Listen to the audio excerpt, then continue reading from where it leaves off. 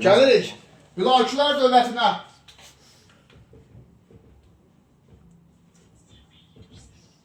Digər adı Elxanilər dövləti. 1258-1357-ci illərdə Hülakülər dövləti mövcud olmuşdur.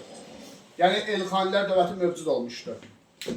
Yadınızdadsa, bundan qabaq da sizdən bir dövlət keçmişdik ki, onun 2 dənə adı olmuşdu. Atabəylər dövləti, Eldənizlər dövləti, xatırlayırsınız da. Bu dövlətin də 2 adı var. Hülakülər dövləti, həm də deyirik Elxanilər dövləti. Niyə? Telefonları yığışdırın da, uşaqlar, buranı dinləyir. Burada ciddi hadisələr baş verir indi. Deməli, dövləti Hülakü xan yaradıb. Ona görə Hülakülər dövləti adlandırır. Hülakü xanın adından. Öz adını qoyub da dövlətə. Çox təvəzzökar adam imiş. Amma hökmdar həm də Elxan titulu daşıyırdı. Xan titulu daşıyırdı. Xan da deyirdilər hökmdara, Elxan da deyirdilər hökmdara. Buna görə də Elxanilər dövləti adlandırırlar hökmdarın daşıdığı titula görə. Gördünüz, burada səhvin bir şey yoxdur. Axşam Monqolların 3-cü yürüşünə vaxtı idi Azərbaycana. 1256-dan 56-58 Monqolların 3-cü yürüşü. Bilirsiniz də hamınız bunu. Bax, həmin o 3-cü yürüşdə kim idi Monqol? Hülakü. Hülakü xan, Çingiz xan nəvəsi. Gəlir, yenə torpaqlarımızı işğal edir. Ölkə qurmaq olur. Bu dəfə gəlir, ölkə qurur demir, dövlət qurur. Ölkə ayrı şeydir, dövlət ayrı şeydir. Gəlir özünə burada dövlət qurur. Hülakülər dövlətini yaradır, yəni Elxanilər dövlətini 1258-ci ildən 1357-ci ilə qədər. Paytaxtları Marağa, Təbriz, Sultaniyə, bir də Təbriz. Qafiyə kimi. Qafiyə kimi, hə, keçən sizə demişdim. Çox rahat yerdə qalırım. Marağa, Təbriz, Sultaniyə, Təbriz. Hülakülərin paytaxtları. Çətini Marağanı yada salmaqdır. Marağanı yada saldınsa arxa sözü gələcək. Marağa, Təbriz, Sultaniyə, Təbriz. Ümumiyyətlə, uşaqlar, yadda saxlayın, həmişə dövlətlərin ən çətini birinci paytaxtını yadınıza salmaqdır. Birinci paytaxt ki, yadınıza düşdür, sizə qanun gəlir həmişə. Marağa, Təbriz, Sultaniyə, Təbriz. İndi, Marağa bundan əvvəl hansı dövlətlərin paytaxtı olmuşdu? Sacizlərin olmuşdu, Marağa Ərdəbil. Bəli, Sacizlərin də paytaxtı oldu ilk dəfə Marağa, yadınızdadsa. Bəli. Axsunqurilərin də paytaxtı oldu, Bəli. bayaq dedik. Deməli, Hülakülərin də Təbriz döyürdü, Axsunqurilərdə. Hülakü xan dövləti yaradır, hakimiyyət dövrünə baxırıq. 1258-1265-ci illər Hülakü xanın hakimiyyət dövründə 7 il hakimiyyətdə qalır. İsmail, bura bax. 1258-65 Hülakü xanın hakimiyyət dövrüdür. 7 il hakimiyyətdə qalmışdı Hülakü xan. Dövləti yaradır, Monqolların 3-cü yürüyüşü zamanı. Buna deyirlər uşaqlar, 5-ci Monqol ulusu. Bax, ulus nədir? Yəni dövlət. Monqolların yaratdığı 5-ci dövlət. Məsələn, biri Monqol imperatorluğun özüdür. Onu keçmişik, Çingiz xan yaratdığı. Sonra Qızıl Ordu dövləti keçmişdik, yadınızdadsa sizlə. O da bir Monqol dövləti idi. Sonra belə bir Monqol dövləti var, Zağatay dövləti. O da bir dövlətdir, başa düşürsünüz, başqa bir dövlətdir, tutaq ki. İndi bu da başqa bir Monqol ulusudur. Yəni 5-ci Monqol ulusudur. Hülakülər dövləti çox böyük sərhədləri olub. Bütün İran ərazisi, indi sizə göstərəcəm xəritədə yerini. Bütün İran ərazisi, bütün bu, xəritə gətirmirsən? Əfqanistana kimi. Əfqanistana qədər, hətta Mesopotamiya və Ərəbistanın böyük bir hissəsi, Qafqazın hamısı, Şimali Qafqaz olan qədər geniş əraziləri əhatə edirdi. Bunlar çıxartdırarsan, Əkin, sürətən götür. Baxın, uşaqlar. Hülakülər dövlətinin sərhədlərinə. Bax, görürsünüz bu Cənubi Qafqazın, Bakı sözü yekə hərflə yazır. Hamısı, Qafqazın hamısı, Cənubi Qafqazın hamısı, Azərbaycan Gürcüstan əraziləri tamamilə. Bütün İran, gördüyünüz kimi, bütün Qafqaz, bütün İran, Əfqanistana qədər olan bütün geniş ərazilər, hətta Əfqanistanın bir hissəsi. Bu ərazidə Suriya, İraq və Mesopotamiya deyirik də, o bölgələrin hamısı Ərəbistan. Bax, bu ərazilər əhatə edən böyük bir Monqol, Hülakülər imperiyası var idi. Yəni geniş ərazilərə sahib olub Hülakülər imperiyası. Bu, yadımıza gəlir, bayaq demişdik, ərəblər nə vaxt süquta uğramışdı? 1258-630-1258 ərəblər olmuşdu, düzdür? Görürsünüz, Hülakülər 1258-də yaranıb. Deməli, ərəblərə son qoyan elə hülakülər imiş. Abbasilərə son qoyan hülakülər imiş. Başa düşdünüz? Hülakü xan hakimiyyəti olacaq 1258-1265. Bir tədbiri var Hülakü xan. Əsas bunu yaxşı bilməlisiniz. Köçəri feodallara etibar edib. Köçəri feodala arxalanıb. Köçəri feodal kimdir uşaqlar? Monqolistandan özünlə bir yerdə gətirdiyi feodallar. Köçəri deyirik də biz Monqollara. Biz yerli feodallıq. Bizim feodallar. Azərbaycanlı feodallar. Yerli feodallar. Oturaq xalq bu dövrdə. Bu köçərilərə arxalanıb. Özünlə Monqolistandan bir yerdə gətirdiyi qohum əqrabalarını arxalanıb. Onlara vəzifə verir burada. Onlara torpaq verir. Başa düşdünüz? Ona görə yerli əhali ilk vaxtlarda Hülakülər dövlətini çox da sevmirdi. Yaxşımı? Hülakü xanın vəziri var. Nəsrəddin Tusi. Bu əldə təsbih fırladan. Nəsrəddin Tusi. O vaxtı həmdəsə kitabların üzünə öpülmüş şəkli var idi. Xeyli dövrlərdə. Nəsrəddin Tusi bu rəsədxana tikdirmişdi. Bunun vəziridir. Marağa rəsədxanası. Marağa rəsədxanası, paytaxtda rəsədxana tikdirib. O məşhur Marağa rəsədxanası bu tikdirib. Bir şey də yadda saxlayın, Hülakülər dövlətində vəzir çox böyük rola malikdir, dövlətin idarə olunmasında. Çox böyük rola malikdir. Hökmdara ciddi məsləhətlər verir həmişə vəzirlər. Hülakü xandan sonra oğlu olubdu hakimiyyətdə uşaqlar, Abaqa xan. Hülakün oğludur. Bu Nəsrəddin Tusi Abaqa xan da vəzir olubdur. Həm dövləti yaradan Hülakünün vəzir olub, həm də Abaqanın vəzir olub. Amma Nəsrəddin Tusinin ölümündən sonra və Hülakü xanın ölümündən sonra yavaş-yavaş Hülakülər dövləti biraz tənəzzül eləməyə başlayır, zəifləməyə başlayır.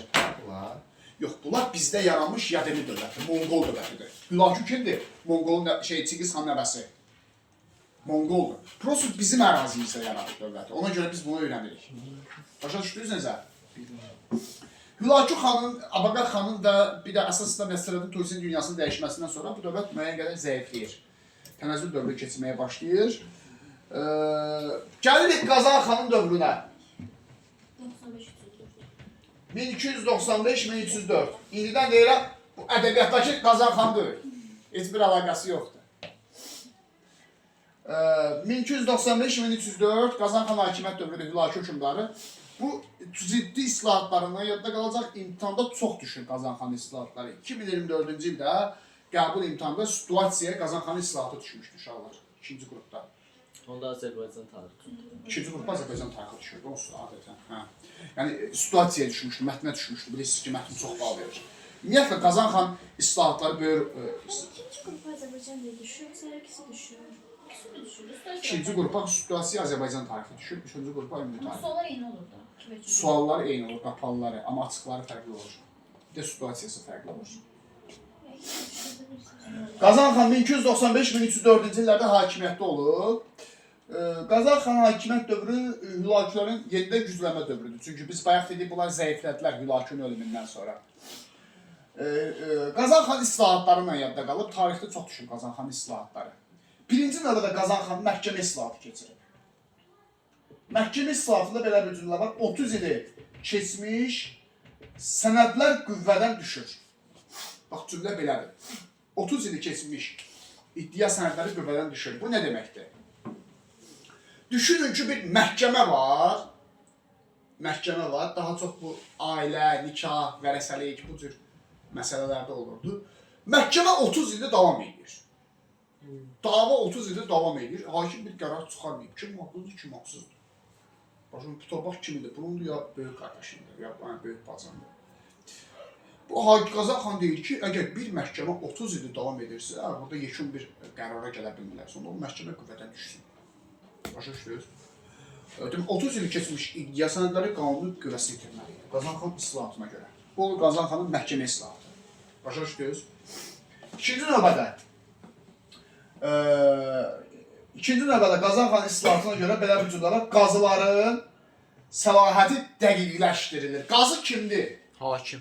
Hakim, məhkəmə hakimlərinə qazı deyirlər. O dövrdə. Ərəblərdən var mənim. Dövrdə qazı deyirlər, hə. Qazıların səlahiyyəti dəqiqləşdirilir. Orada maraqlı bir cümlə var əslində. Deyir, Qazan xan vicdanlı qazı axtarırdı.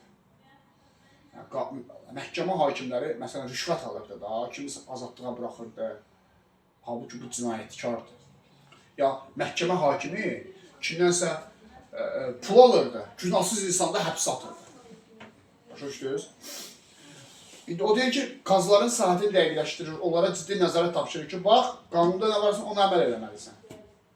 Bir də belə bir cümlə var, algı, satqıda qayda qanun yaradır. Algı, satqı işlərində qayda qanun yaradır Qazanxan. Uşaqlar həmişə algı, satqı eşidən kimi elə bilir söhbət ticarətdən gedir, ticarət islahatından gedir. Bax, algı, satqı adətən ticarətdə olur. Bu ticarət islahatı deyil, məhkəmə islahatıdır. Niyə? Algı, satqı demir. Algı, satqıda qayda qanun deyir. Yəni, alarkən, verərkən, kartdan karta atanda, olmaz o. Başa düşdün? Post terminal olmalıdır. Yəni, sən vergi ödəməlisən, vergiden yayılmalı deyilsən, tutaq ki da. Völün olmalıdır sənin. Bax, o deməkdir də, o dövrdə elədir. Buna deyir də, algı, satqıda qayda qanundur. Görürsən, bu ticarətlə bağlı deyil. Bu, ticarətdə qayda qanun yaratmaqla bağlıdır. Məhkəmənin işidir. Başa düşdünüz? Deməli, bu Qazanxan məhkəmə islahatı. 30 il keçmiş iddia sənədləri qüvvəsini itirir, algı satqıda qayda qanun yaradılır. Qayda qanun varsa məhkəmədir. Tək algı satqı olsa ticarətdir. Amma ticarət islahatı olar, tək algı satqı olsa. Amma qayda qanun varsa məhkəmə islahatı olur. Qazların saati dəqiqləşdirir, bu olur məhkəmə islahatı. Sonra uşaqlar bir şey yadda saxlayın. Qazanxan məhkəmə islahatını danışdıq, düzdür? Özdə birinci bu islahatı qeyd elədim. Qazanxan yeganə islahatı, məhkəmə islahatıdır ki, uğursuz olubdur. Yarımçıq qalıbdır. Saat necədir Tunar? Saat 15:40, 20 dəqiqə. Hə, uşaqlar, Qazanxanın bütün islahatları uğurlu olacaq. Bütün islahatları, Qazanxan islahatları tarixə düşmüş islahatdır. Yeganə islahatı, məhkəmə islahatıdır ki, uğursuz olacaq. Yəni, yarımçıq keçiriləcək. Niyə sizcə? Niyə səncə? Yarısı şey sözü mənə dəqiqət deyəcəm. Ümumiyyətlə, yadda saxlayın. Bir ölkədə ən çətin şey siz nədir? Ən çətin şey. Din islahatı. Yox, ədalət yaratmaqdır. Ha. Bir ölkədə. Ədalət olsaydı, müharibələr heç vaxt olmazdı. Nə bilim, dünyada bu qədər problemlər olmazdı. Hər zaman ədalət problemi hər zaman olurdu, düzdür? Deməli, bir ölkədə ədalətli məhkəmə yaratmaq bütün dövlətlər üçün çətin bir məsələdir. Qərbin özü də, Avropanın özü də bu çətin bir prosesdən keçir. Bu, böyük bir müddət aparmalı, 200-300 il proses lazımdır. O görə Qazanxan nə qədər bir yaxşı məhkəmə islahatı keçirsə də, ümumi olaraq bu məhkəmə islahatı özünü doğrultmayıbdır. Sonra Qazanxan islahatlarından biri dini islahatıdır. Dini islahatı nədir? Bu İslamı qəbul edir. Axı bu Monqoluydu. Bayaq Hidayət demişdi ki, Monqolların dini nədir? Bütpərəst. Eləmi? Amma Qazanxan İslamı qəbul edir, bütpərəstlikdən imtina edir.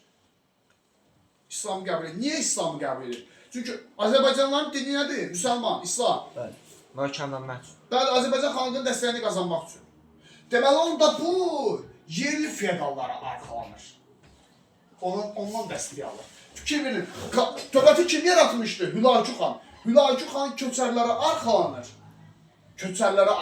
Köçəri Monqollara arxalanır.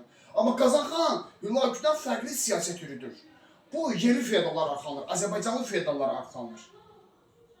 Yerli dediyimiz Azərbaycanlı feodallar. Onlara torpaq verir, onlara imtiyaz verir. Başa düşdünüz? Və dini islahatı keçirərək İslamı qəbul edərək onların dəstəyini qazanmaq istəyirdi. Adını da dəyişir, qoyur Mahmud. Kim adım var? Bir şey. Adını qoyur Mahmud. Qazanxan adını dəyişir, qoyur Mahmud. Öz adına bir şəhər də saldırır. Mahmudabad şəhəri saldırır. Görəcəksiniz. Hülakülər dövründə. Bu olur Qazanxan dini islahatı. Heç onu deməkdir, uşaqlar. Qazanxanın vəziri kimdir bəs? Bunlarda axı vəzir sizə dediyi böyük rol oynayır. Nəsrəddin Tusi. Yox, Nəsrəddin Tusi Hülakünün vəziri idi, dövləti yaradanın. Bu vəzir olacaq. Fəzullah Rəşidəddin. Fəzullah Rəşidəddin olacaq, bunun vəziri. Taşaqraf nədir də? Səsimiz gedir olar. Deməli, Qazanxanın, Hülakü xan dövləti yaratmışdı da. Hülakünün vəziri kim idi? Nəsrəddin Tusi, amma Qazanın vəziri Fəzullah Rəşidəddin vəzirləri qaçışdırmayın uşaq, qalsın edir. Deməli, hətta bu islahatların keçirilməsi uşaqları yadda saxlayın. Fəzullah Rəşidəddin böyük rolu olmuşdu. Çox böyük rol olmuşdu Fəzullah Rəşidəddin. Özdə çox bilikli adam olubdu Fəzullah Rəşidəddin. Sonra Qazanxan məhkəmə islahatının, dini islahatını danışdıq. Gəlirik Qazanxan vergi islahatına. Diqqətlə dinləyin də, bunları evdə oxuyanda başa düşəsiniz. Vilayət hakimləri var idi uşaqlar. Əvvəllər vergiləri vilayət hakimləri alırdı. İndi onları ləğv edir, vilayət hakimləri vergilərin yığma qaydasını ləğv edir. Bir divan yaradır, adı mərkəzi divandır. Bəzən baş divan da deyirlər. Öz yanında bir qurumdur, mərkəzi divan. Vergiləri mərkəzi divan yığmağa başlayır. Deməli, vergilərin yığılmasını vilayət hakimlərini alır, mərkəzi divana toplayır, verir. Çünki vilayət hakimləri vergiləri alırkən rüşvətə yol verirdilər. Məsələn, bəzən çox alırdılar, bəzən az alırdılar, başa düşdünüz? Qanunsuzluq hallarına yol verirdilər, insanları incidirdilər. Qazanxanda deməli, vergilərin yığılmasına qayda qanun yaradırlar. Vilayət hakimlərini qadağan edib, bunu verir mərkəzi divana, mərkəzi divan birbaşa vergini yığırdı, verirdi hökümdarın xəzinəsinə, hökümdarın nəzarəti altında. Başa düşdünüz? Bu da çox uğurlu bir islahatdır. Qazanxanın ticarət islahatı. Ticarət islahatı, ölçü, çəki pul sistemi. Ticarət islahatı həmişə belə olur uşaqlar tarix boyu. Ölçü çəki pul sistemi. Varsa ticarət islahatı. Əkbar şahlan orta ticarət. Sonra Qazanxanın ən uğurlu islahatlarından biri rabitə islahatıdır uşaqlar. Ən uğurlu islahatlarından biri. Rabitə nədir? Nə deməkdir rabitə? Karvansaraylar. Yox, ümumiyyətlə rabitə nə deməkdir? Əlaqə, informasiya. İndi bu nə edir? Yamlar yaradır. Belə bir anlayış var. Yamlar. Yəni rabitə dayanacaqları. Yazılıb ki, hər 30 kilometrdən bir rabitə dayanacaqları var. 20 kilometrdən bir, 30 kilometrdən bir. Təsəvvür elə ki, tacirlər yol gedirdilər o dövrdə, düzdür, uzaq məsafələrə gedirdilər. Bəzən olurdu ki, o qədər uzaq məsafə gedirdilər ki, evə məlumat göndərə bilmirdilər ki, mən yaxşıyam, hər şey qaydasındadır. Bəzən elə olurdu ki, yollarda bunlar qarət olunurdu. Qarətçilik halları baş verirdi. Başa düşdünüz ki, qurdular, hə, tacirlərin pulu var, həmişə varlı təbəd olub həmişə tacirlər. Qazanxan da yamlar yaradır, rabitə dayanacaqları, elə bizim avtobus astanovkaları kimi. Hər 20 kilometrdən bir astanovkalar var idi. Böyük məsafə deyil də, Bəlabxanda 20 kilometr. Sən qalmaq üçün niyə mənim yanımda? Həm də qalmaq üçün idi, bəli. Otel kimi də mənim. Gedirdin sən orada rabitə dayanacaqım, istirahət edirdin, evə məktub yazırdın, sənin məktubu evə yollayan nümayəndələr də vardı orada, işçilər vardı, yam işçilər. Başa düşdünüz? Yam rabitə dayanacağı deməkdir. Sonra oturdun, istirahət edirdin, yatırdın, yeməyi yeyirdin, suyu içirdin. Görürsünüz ki, nə baş verəcək? Tacirlərin marağı artacaq ticarətə. Bu həm də ölkə ticarətin inkişafı deməkəsində. Amma rabitə islahatıdır, yamlar varsa. Bir də nə tikdirir? Karvansaralar. Onların həm istirahət eləməsi üçün idi bu karvansaralar. Həm də ki, əli silahlı qüvvələr dayanırdı yolda. Tacirləri qoruyurdu o quldurların hücumlarına. Başa düşdünüz? Sonra orada belə bir qeyd var, görəcəksiniz. Yazılıb ki, müsafirlərə kəndinin evində qalmaq qadağan olunur. Müsafir kimdir? Qonaq. Tacir də yəni.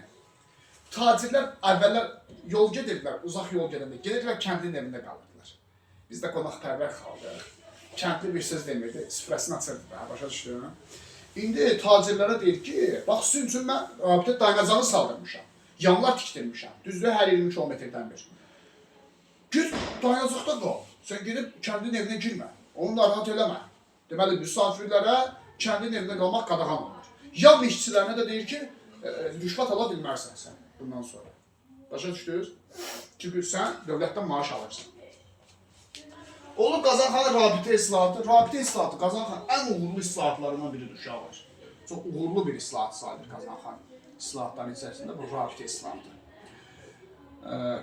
Demək olar ki, müəllimlər hamısı dedik islahatların. Qazanxanın islahatlarının keçirilməsinə vəziri Fəzlullah Rəşidəddin də böyrə olub. Bu qədər islahat keçirdiyi nəticəsi nə olacaq ümumi islahatların? Dövlət güclənəcək, möhkəmlənəcək. Bir dənə məhkəmə islahatı yarımçıq qaldı. Amma yenə də ümumi olaraq dövlət möhkəmləndi, öz gücünü bərpa elədi. Amma 1304-cü ildə Qazanxan sui-qəsdlə öldürülür köçəri əyanlar tərəfindən. Çünki bu yerli əyanlar arxalanırdı, Azərbaycanlara arxalanırdı. Köçəri əyanlar da bunu sui-qəsdlə öldürürlər. Həmin olumunda otururlar. Qazanxan ölümündən sonra bu qardaşı gəlir hakimiyyətə, Məhəmməd Olcaytu. O lazım deyil. Lazım deyil. Birbaşa keçir Əbu Səidə. 1316-1335-ci illər. Əbu Səidin hakimiyyət dövrüdür. qardaşı olurdu Qazan xanın, Əbu Səid. Yenə bir vəziri var burada. Əbu Səidin vəziri. Əmir Çoban. Bu da Əbu Səidin vəziridir. Deməli, 3 dənə vəzirdən danışdıq uşaqlar. Hər hökmdarda bir vəzir var. Hülakünün vəziri Nəsrəddin Tusidir. Bir də Hülakün oğlu Amaqanın vəziri. Qazan xanın vəziri Fəzullah Rəşidəddin idi. Əbu Səidin vəziri Əmir Çobandır. Xüsusən də Əmir Çobanın dövlətin idarə olmasında böyük rolu var idi. Çünki uşaqlar, Əbu Səid hakimiyyətə gələndə 12 yaşı var idi. Az idi da yaşı, uşaq idi hələ. Nə bilir, dövləti idarə eləmək nədir? Ona görə də Əmir Çoban ona məsləhətlər verirdi ki, belə eləmək lazımdır, belə eləmək lazımdır, belə eləmək lazımdır. Yəni Əmir Çoban da çox ağıllı adam idi, yeri gəlmiş, çox ağıllı bir vəzir idi. Bilirdi dövləti necə şey eləmək lazımdır, qorumaq lazımdır. Bunların ən böyük düşmanı Qızıl Ordu olubdur. Bunu yaxşı yadda saxlayın uşaqlar. Hülakülər dövləti yarınadan dağılana qədər Qızıl Orduya müharibə apardı. Keçənin sualdır mənim. 13-cü əsrdə də, 14-cü əsrdə də Qızıl Ordu hülakülərlə müharibə apardı. Həm 13-cü əsrdə, 1258-də dövlət yaranandan bəri dağılana qədər bunların əsas düşməni Qızıl Ordu olubdur. Niyə? Qızıl Orduda Monqol dövləti daxil. Prosto Qızıl Ordu və hülakülər Azərbaycan uğrunda mübarizə aparırdılar. Qafqaz uğrunda mübarizə aparırdılar. Bu Əbu Səid də Əmir Çobanın köməkliyi ilə bu dövləti idarə edirdi. Amma bir müddətdən sonra Əbu Səid böyüyür, yaşı artmağa başlayır. Yaşı artdıqca da, bu cavanlığına daxil olduqca bu gənclik dövrləri biraz egoist dövrlər olur. Hamı da elədir adətən. Gənclik dövrləri bu xüsusən də 18 yaşdan 22-23 yaşa qədər olan dövr. O gedib bir-iki dənə üsyan yatırır, eləyir. Orada Naxçıvan və Sultaniyədəki qiyamlar var, onları yatırır. Biraz bu nüfuzu göylərə qalxır, biraz nüfuzu da artır. Egosu da artır ki, bəs mən dövləti tək idarə edə bilərəm də, Əmir Çobana ehtiyacı yoxdur. Ona görə də 1328-ci ildə Əmir Çobanı edam edir. Çoban edam olunur, oğlanlarından bir yerdə. Vəzirini edam edir, uşaqlar. Öz vəzirini edam edir. Oğulsuz heç olmaz buraxardı vəziri. Vəziri qısqanır da. Bəziləri yazıb ki, bəs Əmir Çoban bunu taxtdan devirmək istəyirmiş. Amma mən buna çox inanmıram, çünki öyle bir şey olsaydı bunun qabaqcılığını eləyərdi Əmir Çoban. Belə bir fürsəti var idi. Və ilmiyyət eləyə də bilərdi. Böyük ehtimal görülür ki, Əmir Çobanı qısqanıbdır, onun dövlətdəki rolunu qısqanıbdır.